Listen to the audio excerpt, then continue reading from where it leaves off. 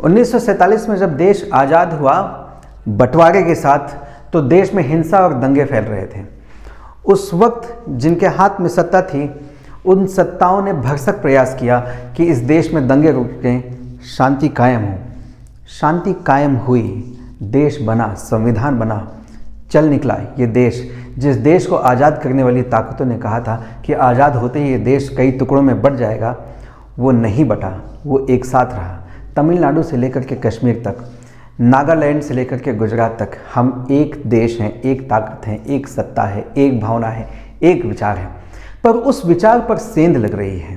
भारत के so called सबसे विकसित राज्य में और सबसे शांतिप्रिय राज्य में वोट मांगते वक्त सत्ताधारी दल ने दंगे की याद दिलाते हुए वोट मांगा है।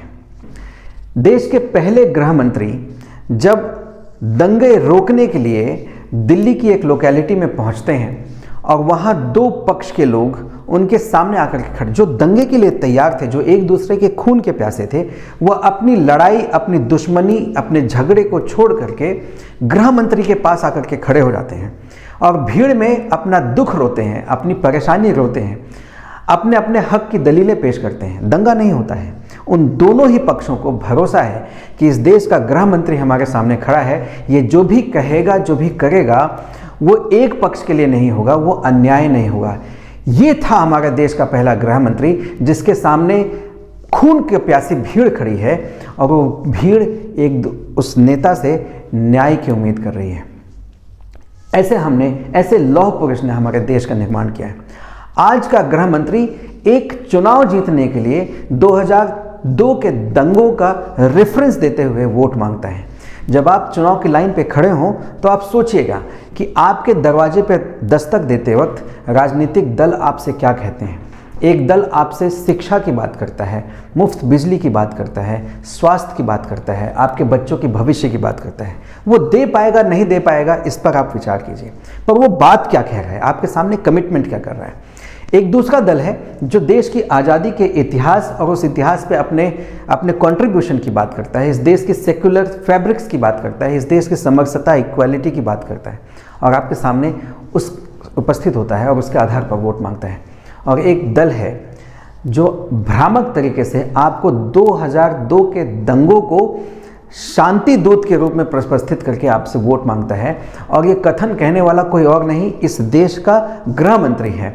इस बात को समझिए और समझने के बाद जब वोट की लाइन में खड़े रहें तो इसको अपने तर्क से, अपने विवेक से आंकिए और आंकने के बाद फैसला कीजिए, क्योंकि ऐसा नहीं होगा कि दंगों की धधक से उपस्थित जो शांति है, आज जो दंगे के बाद से बनी हुई शांति है, उस शांति के बीच में कोई चिंगारी नहीं होगी, उसके अंदर में कोई ज्वाला नहीं होगी, वो ज्वाला कभी फटेगी नहीं, उस ज्वाला में कभी प्रतिकार नहीं होगा, ऐसा कभी नहीं होगा।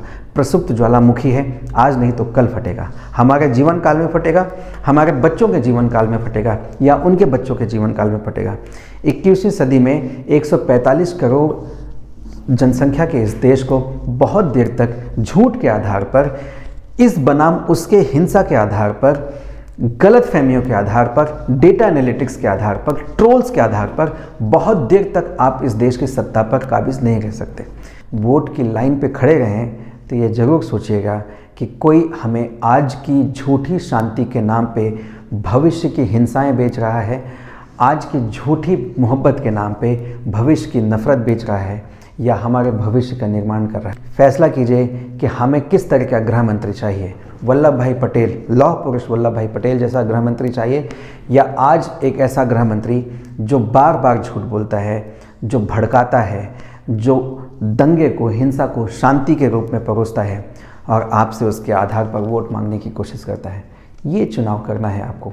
इस चुनाव को करिए अपने बच्चों की शक्लें याद रखने के बाद, अपने परिवार के भविष्य को शीशे में देखने के बाद ये फैसले कीजिए। मुझे लगता है कि आप सही फैसला करेंगे। Thank you very much.